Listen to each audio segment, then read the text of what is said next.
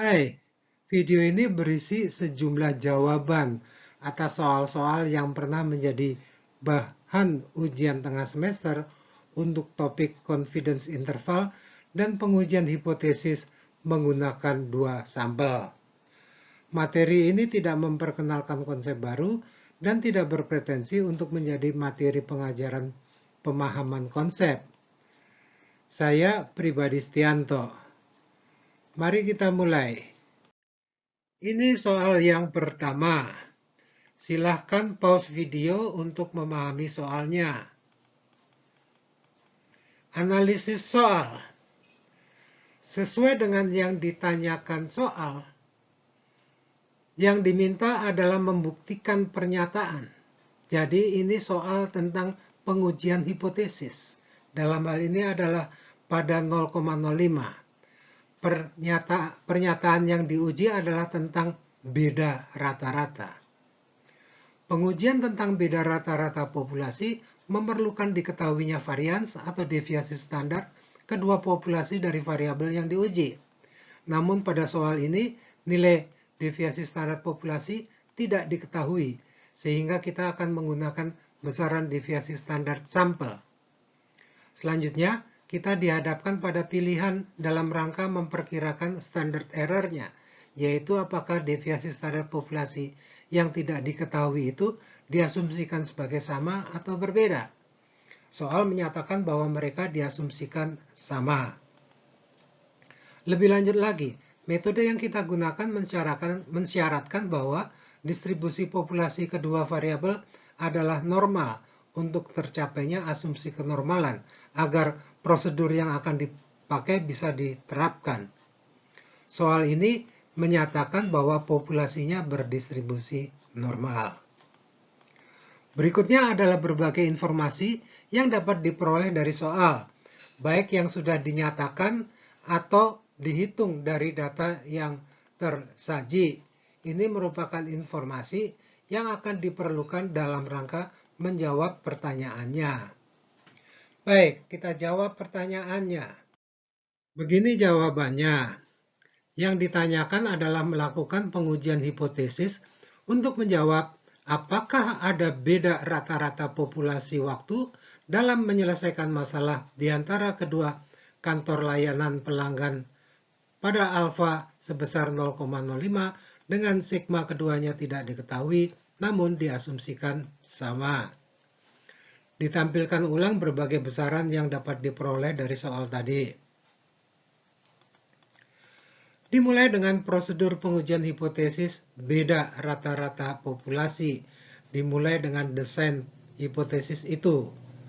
Desain yang dipakai adalah untuk pengujian dua arah karena soal memintanya untuk menguji ada beda rata-rata. Jadi hanya untuk beda rata-rata. Bukan apakah rata-rata yang satu lebih besar atau lebih kecil daripada yang lain. Kemudian ditetapkan kriteria penolakan hipotesis nolnya yang sesuai. Karena pengujian dua arah, maka begini kriterianya. Jadi daerah penolakannya ada di kedua sisi, sisi kiri dan sisi kanan. Silakan Anda membuat sketsa distribusi samplingnya untuk kedua daerah penolakan hipotesis nol tersebut. Perhatikan bahwa kita akan menggunakan distribusi normal T, berhubung deviasi standar populasinya tidak diketahui. Kemudian ada statistik uji yang demikian. Dan langkah keempat adalah menyimpulkan berdasarkan T uji, apakah terletak di daerah penolakan atau daerah gagal menolak hipotesis. Sesuai prosedur di atas, ada beberapa besaran yang perlu dicari atau ditetapkan. Pertama adalah nilai kritis T. Dengan derajat bebas untuk situasi kedua deviasi standar populasi diasumsikan sama adalah sebesar N1 plus N2 minus 2. Sehingga dalam hal ini besarnya adalah 20 ditambah 20 kurang 2 sama dengan 38. Sehingga diperoleh nilai kritisnya adalah sebesar 2,024. yang dapat diperoleh dengan fungsi Excel sama dengan T titik inverse titik 2T kurung buka 0,05 titik, 38 kurung tutup. Berikutnya adalah penetapan standar errornya. Untuk kasus kedua deviasi standar populasi diasumsikan sama, formulanya adalah demikian ini. Dengan SP adalah seperti ini. Dapat dimasukkan nilai-nilai yang sesuai, demikian ini. Sehingga nilai SP adalah sebesar 1,80696, sehingga standar errornya adalah demikian, yaitu sebesar 0,5714. Dituliskan ulang dua besaran yang baru diperoleh untuk dibawa ke lembar berikutnya. Mari kita lanjutkan. Baik, ditampilkan kembali informasi terdahulu. Sekarang kita lakukan prosedur pengujian untuk menjawab pertanyaan ini.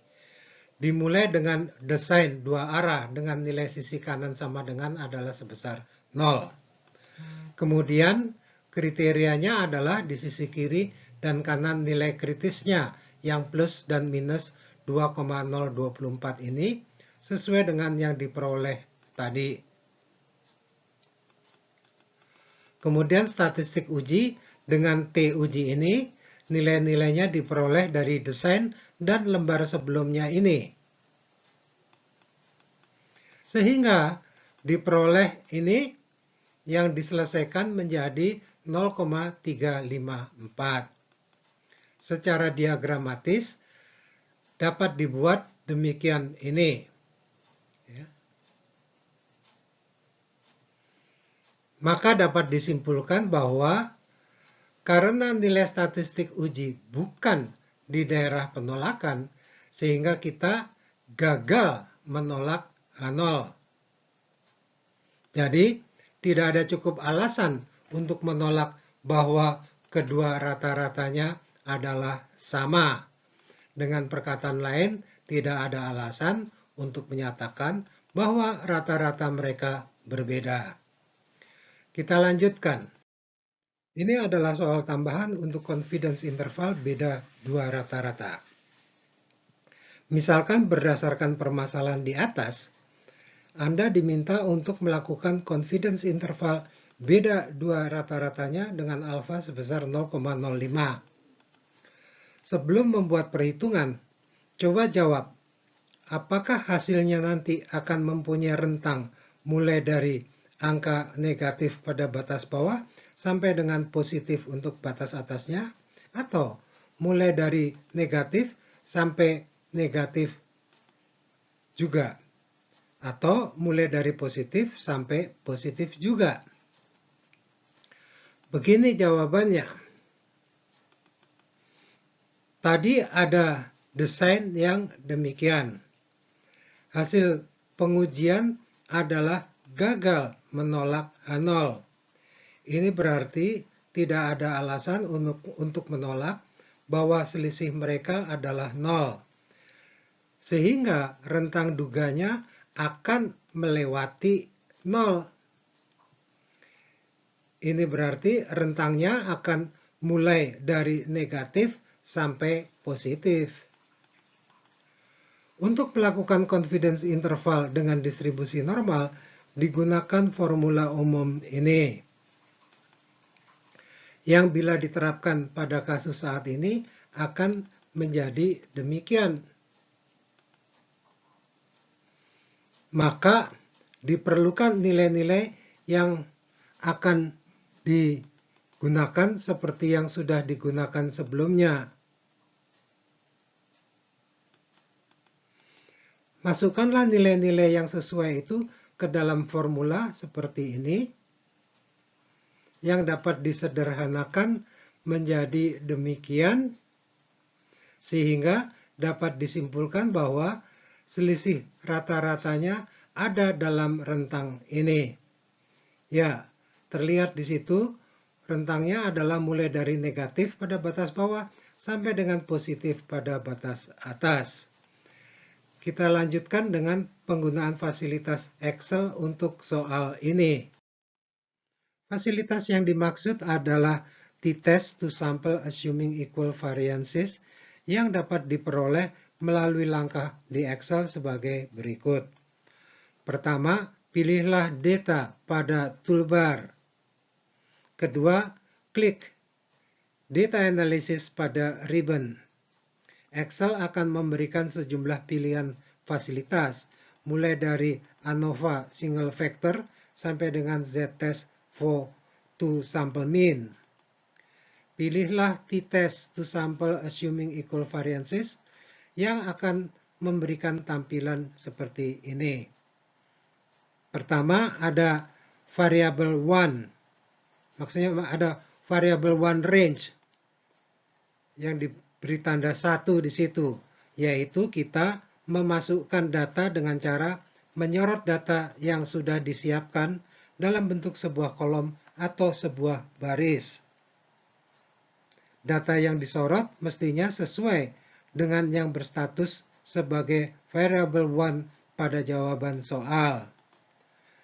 Kedua, ada variable to range yang diberi tanda nomor 2 di situ, yaitu kita memasukkan data dengan cara menyorot data yang sudah disiapkan dalam bentuk sebuah kolom atau sebuah baris. Kemudian data yang disorot mestinya sesuai dengan yang berstatus sebagai variable to pada jawaban soal. Kemudian ada isian nilai sisi kanan sama dengan, yaitu hypothesize mean difference yang diberi tanda nomor 3. Silahkan isikan nilai di sisi kanan tanda sama dengan pada desain. Sering nilainya adalah 0. Kemudian ada kotak yang perlu dicontreng bila ketika menyorot untuk langkah 1 dan 2 tadi ada label atau nama variabel pada sel pertama. Biarkan kosong bila data yang disorot tidak dimulai dengan label atau nama variabelnya. Berikutnya adalah significance level yang digunakan. Defaultnya adalah 0,05. Silahkan ganti dengan yang sesuai. Dan terakhir adalah untuk penempatan hasil yang ditunjukkan oleh output options. Ada 3 pilihan untuk penempatannya, pada worksheet yang sama atau pada worksheet baru yang menjadi defaultnya, atau workbook baru. Saya akan menyontohkan untuk yang pertama, yaitu pada worksheet yang sama. Klik output range ini yang akan direspons oleh Excel dengan membuat sel di sebelah kanannya berwarna terang, siap untuk digunakan. Catatan, dengan default output option pada worksheet baru, maka sel yang terang adalah yang ada di sebelahnya. Baik, setelah mengeklik output range itu, letakkan kursor pada sel yang berubah menjadi terang yang ada di sebelah kanannya. Dan selanjutnya, tempatkan kursor pada sebuah sel yang akan menjadi sel kiri atas dari tabel hasil. Sebaiknya di sebelah kanan dan bawah dari sel tersebut adalah sel-sel kosong agar tidak tertimpa tabel hasil. Dan kemudian klik OK.